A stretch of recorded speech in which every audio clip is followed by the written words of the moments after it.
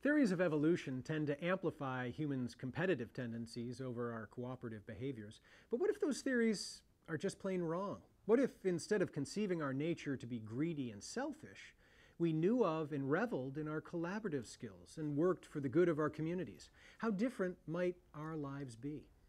A fresh look at human evolution ahead on Wide Angle.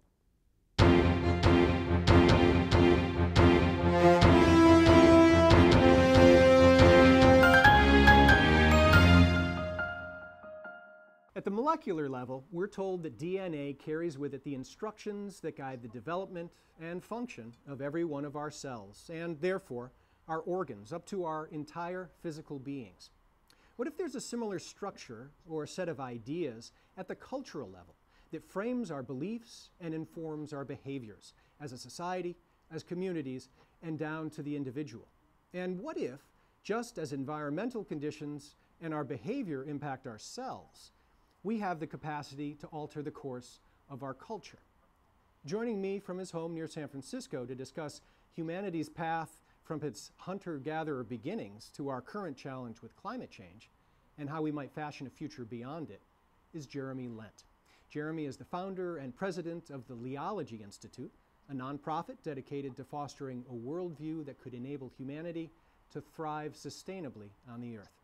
He is also the author of 2 books, most recently, The Patterning Instinct, a cultural history of humanity's search for meaning, the basis of our discussion today. Welcome to Wide Angle, Jeremy. Thank you, Peter. It's a pleasure to be with you. Thanks for joining me. I guess let's start off our viewers with the basics. Yeah, your central claim in The Patterning Instinct is that our current worldview was inherited from previous generations and has a direct impact on our day-to-day world. Yeah, let's take for instance a present-day challenge that I brought up in the introduction: climate change. How is this very real-world, concrete phenomenon linked to ideas from millennia in the past? Sure, that's a great question, Peter. My approach to something like climate change, for example, is more that even if we were to solve the specific issues of climate change by, say, things like huge investments in renewables, or like a tax on carbon, or some of these kind of levers that have been suggested, which are all very important in my view, we still wouldn't be solving some of the underlying issues that are driving our civilization to a real crisis of sustainability, and quite potentially even to its own extinction as a civilization. And those are the reasons why in my book I look at some of the underlying layers, the sort of deeper, less seen foundational values and things that are making us act in certain ways that are not sustainable. You know, The Patterning Instinct is the title of the book, and instinct would suggest that it's almost predetermined that we behave in a particular way. You suggest that that's not the case, that our current situation was not inevitable, and we also have the flexibility, the capacity to alter our future, given consciousness of sort of where we've come. So let's look back at these foraging societies that you look at early on in the book. You're suggesting that their worldview and therefore their way of being in the world was substantially different from those that we express today. If you would, what did it look like for them thousands of years ago? Yes, they saw a world very different from the one that we see right now. But maybe I should begin by just saying the one thing we do all have in common, whether the hunter-gatherers or us now, is this thing that you were referring to, the patterning instinct. Right. And I think the point about the patterning instinct is that, yes, it's an instinct that every human being has. We are driven to pattern meaning into the universe. But the ways in which we pattern meaning into the universe actually affects the behaviors we make, and as a culture, the behaviors that a culture actually does to act on in the world, which ultimately affects history. Right. So then if we do look at, say, how hunter-gatherers patterned meaning into the universe back in those days, well, they were foragers, they were nomadic, they had no sense of things like possessions. And to them, nature was, they sort of saw nature as a root metaphor of what we can think of as a giving parent. So they would see nature as this kind of family. They wouldn't see nature as some sort of gods out there that they had to pray to or something, but it's more like this, this kind of warm family relation, and a parent that was always giving, because that was their understanding of the world. They moved around when something was fruiting, they'd go over there. When there was a dry period, they'd move to some place where there was more water. They kind of viewed things in a way that nature gave and gave. And as a result of that, they also had a lot of different ideas about how the world worked. They didn't have a sense of the strict boundaries or parameters, or things like ownership or hierarchy that we have in today's world. Right. So along comes then, I think we roughly say somewhere around 7,000 years ago, yeah, there comes a shift away from nomadic societies, although certainly they persist, to more sedentary societies and agricultural societies. Yeah, I think when we talk about Egypt and Mesopotamia sort of as the first that we note. The worldview then predictably changes. Yes, with this shift from foraging, from seeing spirit everywhere to from an in-place agricultural way of life. What cultural elements do we see change around that time? And how does that impact how humans viewed themselves and the wider cosmos? Yeah, such an important question. In fact, I'd say that probably the emergence of agriculture was probably the most significant moment in human history since humans really emerged, or maybe since language emerged. And so it began to emerge around 12,000 years ago. But just as you point out, it was over a number of thousands of years that it began to spread through Eurasia for the most part, and then the rest of the world. And some of these ways in which things changed were driven mostly by the fact that with agriculture, humans became sedentary, meaning that rather than nomadic, they stayed in one place. And by staying in one place, all of a sudden, things like possessions become important. Because if you're nomadic, there's no point in accumulating anything, because next time you move on, a few weeks from now or whatever, that thing's going to just weigh you down. But once you're settled in one place, suddenly it's worthwhile to have heavy tools. And then if you have a really good harvest, then, well, you can actually store it. And so you begin to get differences in equality arising.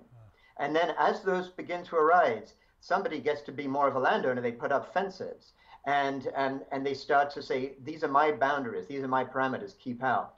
So you get this rise of values that we take for granted now, but that for 95% of human history didn't even exist. As I noted a little earlier, the sort of the roots of civilization you speak to too, and roots of Western civilization in particular, are generally traced back to Egypt and Mesopotamia. You suggest that there was, that we are most heavily influenced by, and I quote from the book, a band of illiterate cattle herders, much less well known, from Northern Asia. Yeah? If you could, tell us a little bit about the Aryans and the changes that they brought to Eurasia. Yes, that's really one of the fascinating sort of layers that I uncovered as I did the research on this. And these folk are known in the trade, if you will, in the archaeology and anthropology trade as the Proto-Indo-Europeans. And the reason they were called Proto-Indo-Europeans is nobody actually knows who they were, and there's even controversy as to where they actually started out. But the way people have identified who they were is mostly through language. They've discovered that languages as diverse as Sanskrit, and Indian languages, European languages, Persian, and all these different languages you could trace them through very sophisticated linguistics back to a source thousands of years ago. And what's become pretty clear now over it's been really over 100 years of research done into this issue, is that these Proto-Indo-Europeans were probably the ones who first domesticated the horse, and they probably lived north of the Caspian and Black Sea, in the kind of what are now the sort of steppes of Russia or whatever, and most likely the reason for their power was because they found the killer app of the time.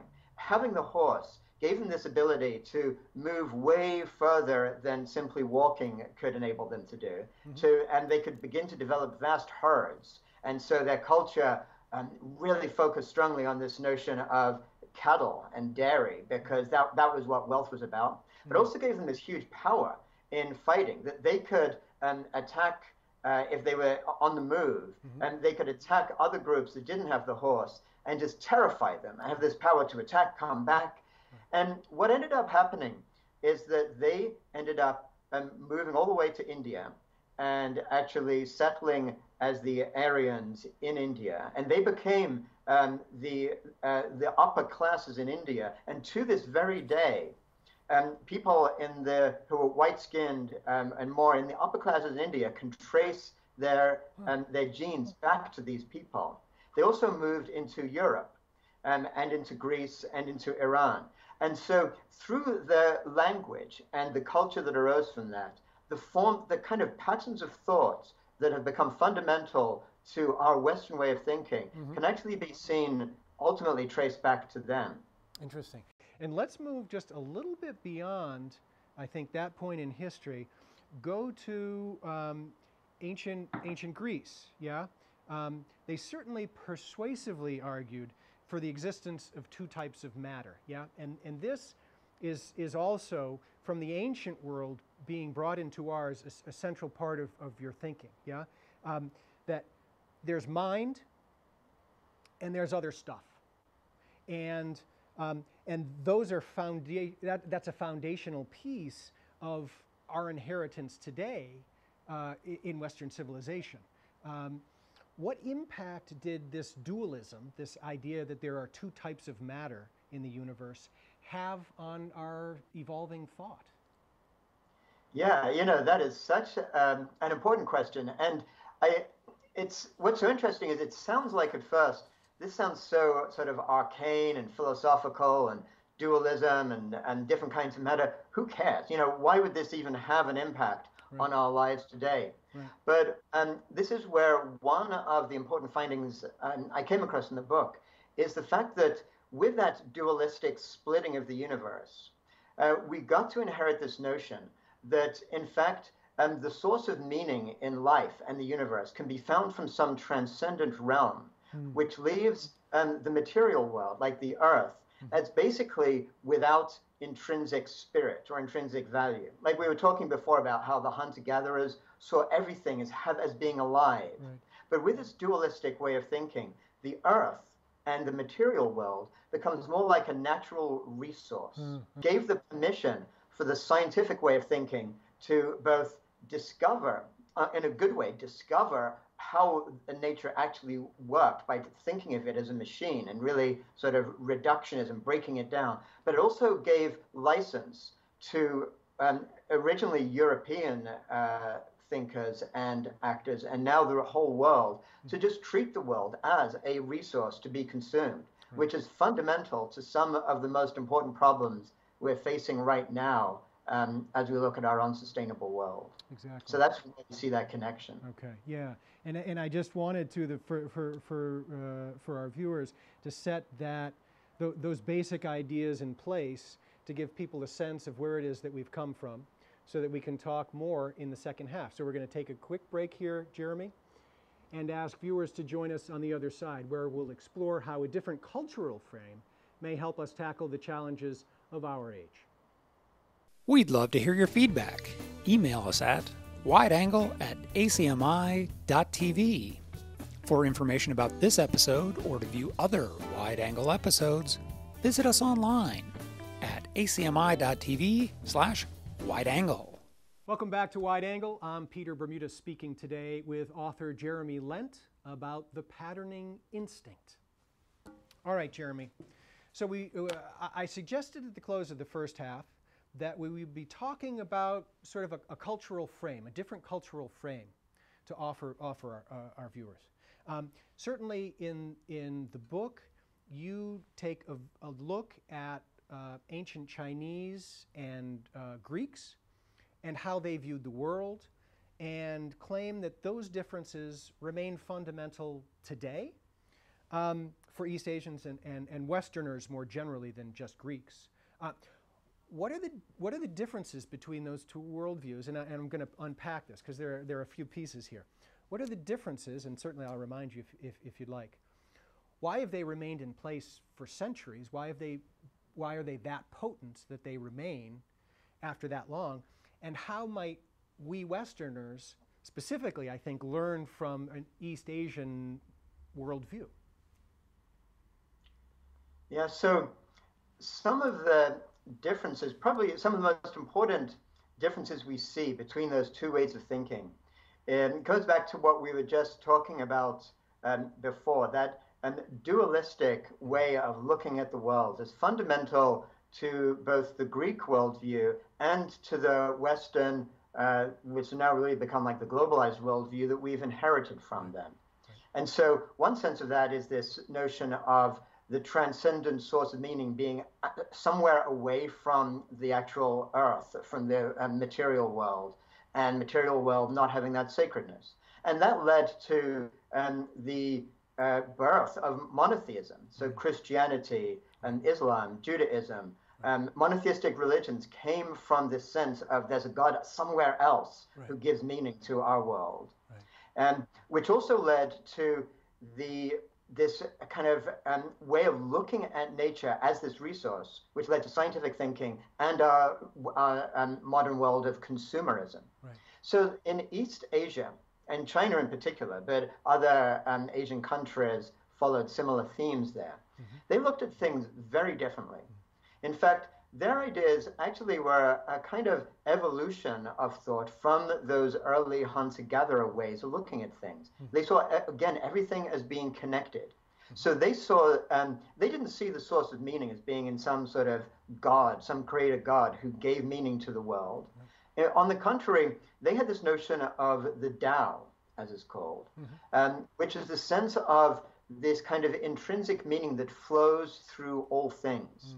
And they saw humans as being kind of part of this kind of a web of meaning, if you will. They saw the earth and the heavens and humans as being all connected together. And the web is a good way of describing how they saw things, because they kind of felt that just like if you were to touch one part of a web, you'd see it reverberate. You'd see everything else in that web sort of resonate.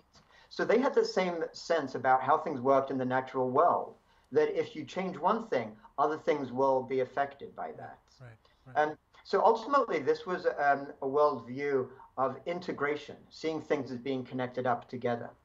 So the reason I think that there is something we can learn from that is because this Western way of thinking has been really powerful. And I don't want to try to give some sense to viewers that I'm arguing that the Western way of thinking is bad and some East Asian way of thinking is good. Actually, it was incredibly powerful, and it was the way of thinking that gave us the scientific revolution and all of the benefits that we all enjoy from science and technology. But it's led to this imbalance where we have given ourselves as humans so much power over nature, and seeing ourselves as being disconnected from it, and seeing ourselves as humans being disconnected from each other. It's essentially given us a worldview based on separation. And I think that for us to move towards a more sustainable path from our future, both in our relationship with the natural world and with each other, is to shift and focus on our connections with each other and our connections with nature, and recognize that we're not separate from nature. In fact, we are nature. And that's something that the traditional Chinese way of looking at things can really help us to understand in a deeper way. Good. Certainly, evolutionary biologists mark 3 events in human history as being pivotal. Yeah. Certainly, we've spoken to the agricultural revolution, scientific revolution you spoke to, industrial revolution thereafter. Many now are recognizing another pivotal moment in human history. It's already been given a name, although we haven't passed through it yet. We're hopeful, perhaps. The name, I gather, amongst others, is the Great Transformation. Yeah. In your estimation, Jeremy, what does such a transition need to include? Yes, I think that is one of the most important questions facing our civilization today. And I think maybe to answer that question best, might be good to just kind of look at where we are and where we might be headed. Sure. And in fact, in the last chapter of my book is called Trajectories to Our Future, and it looks just at this. Yeah, yeah. And the point about where we're headed is none of us can know, because of the very nature of human society and our relationship with everything around us is that it's kind of non-linear. And even if we knew every single piece of data there is to know, we still wouldn't know how they interact in terms of where we're going to head. But what's very clear, as you pointed out, I think everyone's agreed that we're going to look at something that is very, very different in the future, a transformed world. But in which way? So there's one scenario that actually could lead to the collapse of civilization. If we just look at the rates in which we are so unsustainably consuming our resources and the issues that we then create by solving the bigger problems get even bigger, that's a real possibility. At the same time, here where I am in the San Francisco Bay Area is the kind of epicenter of this other way of thinking that looks at this notion of technology is moving so fast that if it continues at this rate, we might even reach some sort of singularity, as it's called, where artificial intelligence and it actually takes over from human intelligence, so where human intelligence even merges with technology in some way. Right. That's also a real possibility. Yeah. But in both of those cases, the kind of world that we're all used to living in, where a life of community, a life of connections with each other, a life of some level of stability, would be gone. Right. And we have to be aware that these are some really big issues, and that so then the question becomes, what's required to maintain a more sustainable path for humanity, where we don't have a collapse, but where we don't end up with even like a split of humanity between these kind of techno elite and the rest of humanity who's left behind. Right. And that's where I think this notion of the great transformation is so important. And that means a great transformation of values, a shift away from the values that are leading our society to this path of unsustainability. So it's a shift away from values of consumption, a shift away from this belief that the economy has to grow at all costs. In fact, like in an infinite rate on a finite planet. And a move towards emphasizing the quality of life and the quality of our interactions and the recognition of us all being humans together and us being part of nature. So those are some of the fundamental shifts in our underlying values that if we started to live our lives according to those values could lead our society, our economy, to look very different, but our humanity, the things that we really value, to remain into the distant future. Right.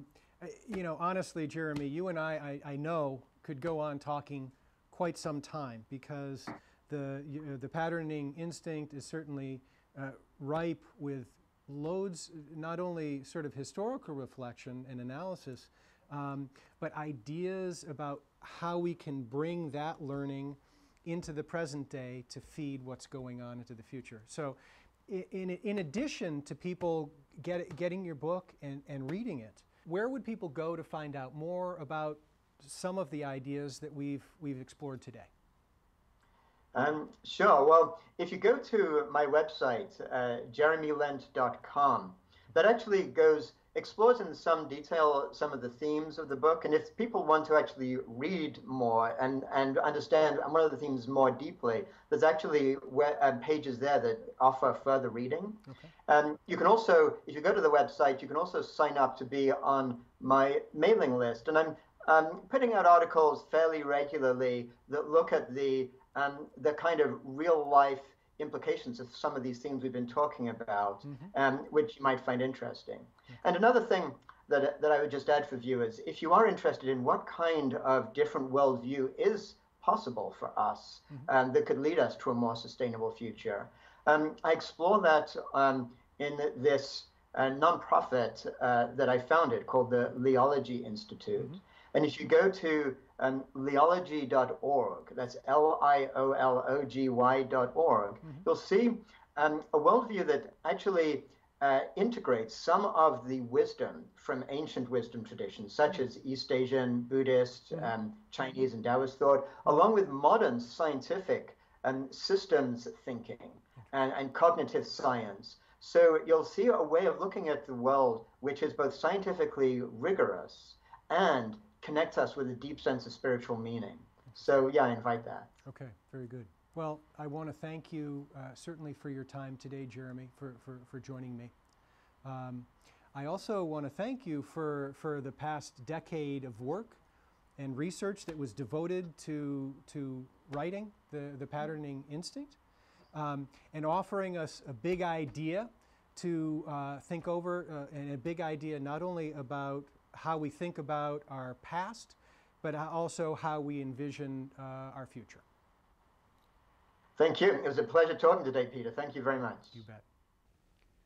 Civilization is the result of thousands upon thousands of years of intersecting events, developments, and ideas. Language, agriculture, religion, evolution, philosophy, science, geography, and chance. Perhaps the flap of a butterfly's wings as well. But as much as who we are and the times in which we live are the results of time, so are we in the process of becoming as well. Not static, but changing, and capable of creating change ourselves. Becoming conscious of these facts, contends my guest today, is the first crucial step. The next is acting on our values. But the number of people required to create a tipping point is surprisingly small.